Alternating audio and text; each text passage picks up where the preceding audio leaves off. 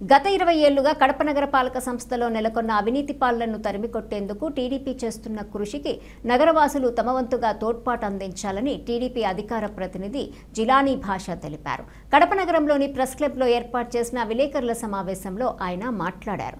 YCP పరిస్థితి చూస్తే ఆవు చేను మేస్తే దూడ గట్టున మేస్తుందా అన్నట్లుగా ఉందన్నారు. వైసీపీ నేతలు ప్రజాస్వామ్యానికి అపహాస్యం చేసేలా వ్యవహరించడాన్ని తీవ్రంగా ఖండిస్తున్నామన్నారు. ఇవాళ వైఎస్ఆర్ కాంగ్రెస్ పార్టీ యొక్క పరిస్థితి చూస్తూ ఉంటే ఆవు చేను మేస్తే దూడ గట్టున మేస్తున్నా అన్నట్టు చందానా వీళ్ళ పరిస్థితి తయారైంది. రాష్ట్ర నాయకత్వం చూస్తే జీతాలు తీసుకొని శాసనసభ్యులు శాసనసభకు వెళ్లకుండా ప్రజాస్వామ్యానికే అపహాస్యం చేస్తూ రాజ్యాంగానికి అవహేళన చేసే విధంగా ప్రవర్తిస్తూ ఉంటే ఇక్కడ క్షేత్రస్థాయిలో జీతాలు తీసుకుంటున్న కార్పొరేటర్లు అయితేనేమి, పాలక మండలి సభ్యులైతేనేమి, ఈ మేయరు, డిప్యూటీ మేయర్లు కార్పొరేషన్కు గాలికి వదిలేయడం శోచనీయమని చెప్పి ఈ సందర్భంగా తెలియపరుస్తున్నాను.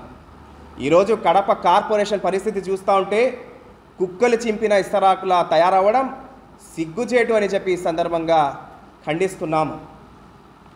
ఒకసారి మనం పరిశీలిస్తే గత 20 సంవత్సరాల నుంచి రాహుకేతువుల సూర్య చంద్ర గ్రహణాలులా మాజీ మేయర్ రవీంద్రనాథ్ రెడ్డి అయితేనేమి, ప్రస్తుత మేయర్ సురేష్ బాబు గారు అయితేనేమి కార్పొరేషన్ను నట్టేట ముంచిన మాట వాస్తవం కాదా అని చెప్పి వాళ్ళు అడుగుతున్నాం.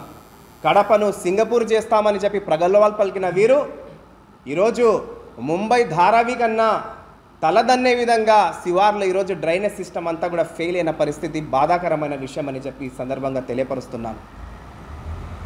సర్ప్లస్ బడ్జెట్గా ఏర్పడిన కడప కార్పొరేషను ఇవాళ అప్పులమయం అయిందంటే గత 20 సంవత్సరాల నుంచి ఎటువంటి కబంధ హస్తాల కింద కడప కార్పొరేషన్ చిక్కుకునుందో లెక్కలే చెబుతున్నాయి, కళ్ళకు కట్టినట్టుగా కనబడతా ఉంది. గత 20 సంవత్సరాల నుంచి ఈ మహానుభావులు ఏమి చేశారని ఒకసారి పరిశీలిస్తే కార్పొరేషన్ అంతా కూడా నిర్వీర్యం చేశారు.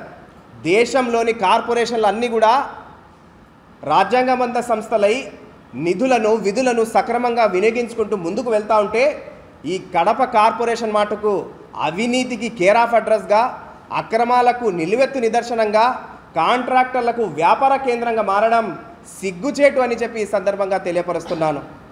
ఈ గత 20 సంవత్సరాల నుంచి ఈ మహానుభావులు కార్పొరేషన్కు వీళ్ళ రాజకీయ తొత్తుగా మార్చారు తప్పితే ప్రజల బాగోలు కోసం ఏమాత్రం కూడా పని చేయలేదని చెప్పి ఈ సందర్భంగా తెలియపరుస్తున్నాను.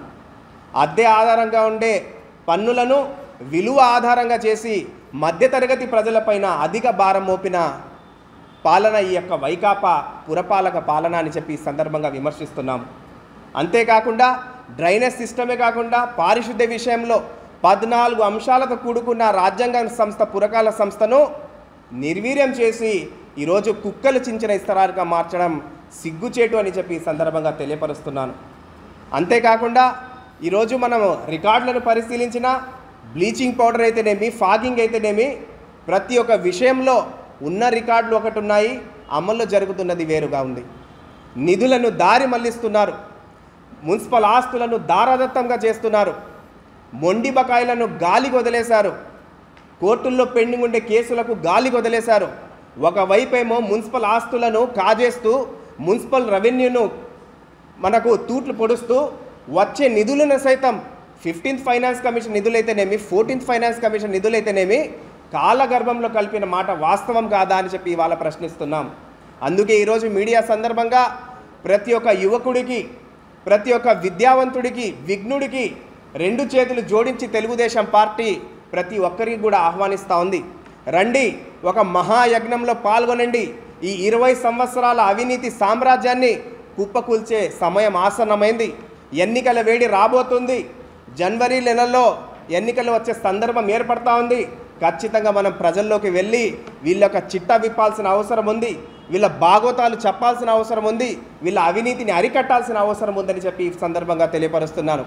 కార్పొరేషన్కు దిశను దశను ఇచ్చే బాధ్యత తెలుగుదేశం పార్టీ పైన ఉందని చెప్పి ఈ సందర్భంగా తెలియపరుస్తున్నాను.